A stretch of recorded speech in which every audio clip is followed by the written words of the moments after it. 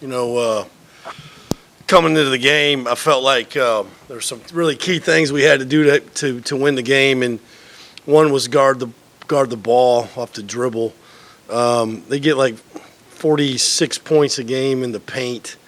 I know the stat says they have 42, but that doesn't count all the times they drove in there and got fouled and went to the free throw line. So it was even more than that. We had a hard time keeping Donaldson and Washington out of there. They're really good downhill drivers. Scoring in transition, we got disorganized a couple of times. It hurt us late. That was another key. They like to get in the paint early in transition, 12 seconds. Offensive rebounds obviously was huge. We only held them to three. We held them to 3 in the first half, 10 in the second. They got like 45% of their misses, and then their losses they get 31%. So more chances. When you get more chances and you get way more free, you're getting almost doubling up your makes to our attempts. It's a hard way to win the game. I thought the game changed about 5 minutes left in the game. We had a 5-point lead. Got an offensive rebound. We work every day on shotgun where we kick it out, pass, and we threw up a really not a very good shot in the lane. They came down, scored in missed in transition. We didn't get the rebound scored.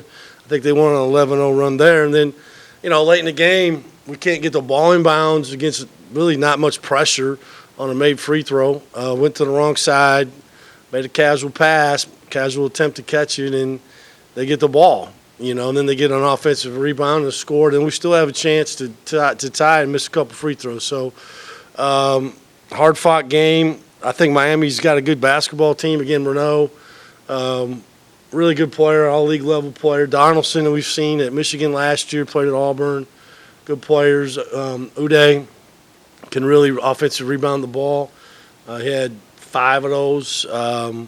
It's a hard loss at home, especially in league, and so now we got to go get one on the road. Questions? Not to put it all on the front court. I know you can get some more rebounds, Miles can, et cetera, but what's been the problem with you guys defensive rebounding the ball this year? It's been kind of one of the I don't think we're very physical. That's a lot of it. I mean, I think there's times that our bigs, get run. They get physically put underneath the basket. They're not in a very good rebounding position, and so then it's very guard reliant for them to come in there and get those kind of rebounds. And it's hard for a big guy one guy to check out Uday. Everybody's got to come in there, and if we got guys that don't, or each possession, then it's hard to get them. And some of it is just physicality. Some of it is just wanting to getting your nose in there and getting a 50-50 ball, because that's what it is. It's just a loose ball. I'm sure check out sometimes, but not everybody's perfect in that. Our numbers should be at 75%. At minimum, blockout rate, we check it every game. I don't know what it is for this game because I'd have to watch it. But, I knew coming in, look, when in their wins, when they beat Ole Miss and Pitt, they got 50% of their misses against Ole Miss. They got 43 of them against Pitt, 43%. And their losses to BYU and Florida, they got 31%. So we knew what we had to do, and they probably got 45%. So that's not a winning number. And the other part of it would be getting in the lane and guarding the ball. How frustrating is it to have a game where you guys shot from outside well, shot from inside somewhat well, not at the rim, but you had a good offensive performance. But it's frustrating. But there was a point in the game, Cam, I wasn't sure we could get a stop. It was like that we scored, they scored, we scored. It was just back and forth. I mean, I never felt till in that one little run there where we dug in like we were going to get enough stops in, string enough stops together to win the game. It is frustrating because, we went 11 of 21 from 3, and I thought watching them play defensively, they're pretty good. I thought we'd have a hard time at times getting in there, so I knew teams were shooting a high percentage of 3 on them, and so I felt like it was going to be between 8 and 10. To try to have a great chance to win, and we made 11. But, we gave up the offensive rebounds and got creamed at the line. It's 23-30 They're 23 for 30. We're 10 for 14, and two of those were at the end of the game.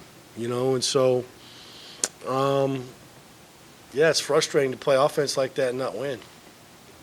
Speaking of frustration, you mentioned the casual pass out and the casual catch attempt. How frustrating is it that those are two plays that get made in the last minute of a game that's tied? You can't win that way, Connor. Yeah, I'm frustrated. I'm mad. I'm mad at myself. I mean, obviously, I try my best to tell the guys, teach them how important these things are late in the game, and you work on them, and you work on sureness, toughness with the ball. But it just takes one, and that's the game, and that's what happened. Again, it's a tie game. We get the ball. Who knows? We're just in that situation against Virginia Tech, and we don't even get the ball. And then we, even though, they missed an open three, but we didn't rebound the ball. We still had it. And then we still came down and executed what we wanted to run and got fouled and got to the line and, missed two free throws. And so you're not going to win. We executed the things that we needed to execute down the stretch against Virginia Tech, and we didn't tonight and got caught on it. Mentioned that kind of late game execution. It feels like it's been kind of back and forth. You have kind of the late game execution against a Texas Tech or a Michigan where you guys don't execute. Felt like Michigan. But you have a Memphis and Virginia Tech where you guys actually do execute. I guess, how do you find consistency, not just for the game, but especially in those late games? I'm searching. I felt like we'd gotten over the hump. On what day was that? What day we played Virginia Tech? Saturday. What is today? Okay, my days are almost up. I felt like we got over the hump Saturday. You know what I mean? We executed offense and defense, right? To have that happen is discouraging. I take the blame, but that can't happen. And it's not something that. It'd be one thing if they were denying inbounds all the time, and then it'd be, okay, they made a good play, but they really weren't even making a play on that. And we just were too casual. So it's frustrating, yes. Coach, it seems like it's been somewhat of a rough month or so for Trey Spillers. For a guy that's been so good for you in his time here. What have you seen from him, and how do you get it's not from lack of trying. He plays hard. He's a little undersized in there. He's playing. You got to remember, he's playing the 5. Efton was playing the 5 last year. He was playing the 4. And I think one of the things that helped him against Virginia Tech the other day was having Cooper in there a bunch, where he could play out on the perimeter and go get the ball. He's just playing. He's rushing offensively, trying to go too fast, which, we've talked to him about that, try to help him slow down. In the lane. Like, obviously, they're in this wide zone. He gets the ball in the middle of the floor. Now, that everybody's like, that's a good place to catch. It's not a great place to shoot it, people. It's not.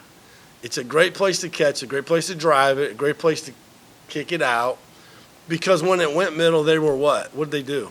They went man-to-man. And a couple times when he caught it and then he passed it to Nate or one of the guards and we called it a boom, Nate went right down the middle of the lane and laid it up, and so, we got it. He played pretty good in the middle of the zone. He just at times didn't make great decisions. But look, guys, we got it to the rim. What? Nate and Sebastian got layups that didn't go in too, right at the basket. Those things come back to hurt you. Yeah. We talked rebounding. That's probably the biggest team you've played since Michigan near the start of the season. We talked physicality. Is that what you think the difference is between being competitive on the boards and that? I think watching them play and then seeing them in person, they're pretty physical, and it's not just Uday. It's Henderson, Washington. Henderson's really I knew that'd be a tough matchup. He's physically strong, and they go to the glass, and so But here's the thing: if they're going to send that many, if they send them like that, and you get the rebound, you should be able to go. But we couldn't get the rebound, and I don't know if you know when they got the rebound, they were out. They were out fast, and but I thought for the most part we did a pretty good job with that for the most part. Not to put a jinx on him, but this is probably the second game in a row you've seen Mekhi Mason really start being the kind of player you recruited. Okay, Les. How do you keep him kind of in that, and can that be a lesson to someone like Cooper that kind of just keep playing him. It's not like Mekhi hasn't played in every game. You know what I mean? Because he has. He's getting more minutes. I mean, Mekhi's always been a really pretty solid defender, Cam. A lot of it, but like a lot of players, their confidence comes and goes with their shot. But to his credit, I feel like he's been a really good teammate, and he's really worked hard defensively. He made a great defensive play and a steal to get Juke to 3 to tie it, I think. I'm happy for him. 2 for 2. I mean, pretty good tonight. I think he was that against Virginia Tech, maybe close. I don't know. He got 19 minutes. Thought he played pretty good. Seb, I thought had some good moments too. We were it was pretty close off the bench, 10 and 11.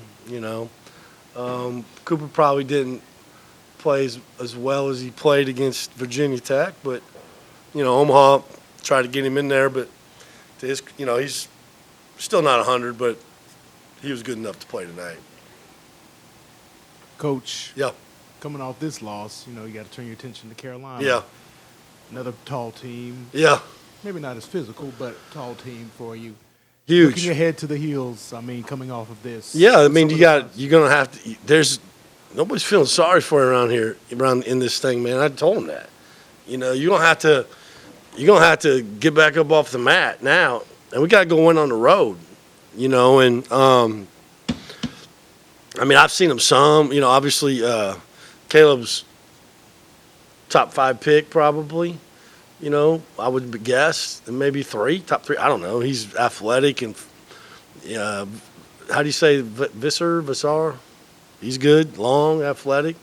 We're going to have to get him off the glass, and we're going to have to get back because they run, and we'll go down there and play hard. I mean, we played hard tonight. It was a good college basketball game. It's disappointing to lose that game when I felt like we had it, about the 5-minute mark, we had turned it, and it stayed tough the whole game because it was a grind the whole game. Nobody really kind of got away from each other. And they'll end up winning games. I'll win some games this year. I'm sure they got a pretty good team. Anybody else? Go ahead. Those are the positives that you take away from this game heading down to Carolina. Oh, I think we battled for 40 minutes. The mental mistakes at the end were killers, but it wasn't from a lack of trying or a lack of competing. I mean, those guys played their guts out, and I thought they did a good job of, running offense between, him switching up between the man and the zone. We flowed pretty well. I've watched some teams play them, and they hold the ball, can't get into their offense, and then they're jacking up a bad shot at the end of the shot clock. I thought we were pretty good,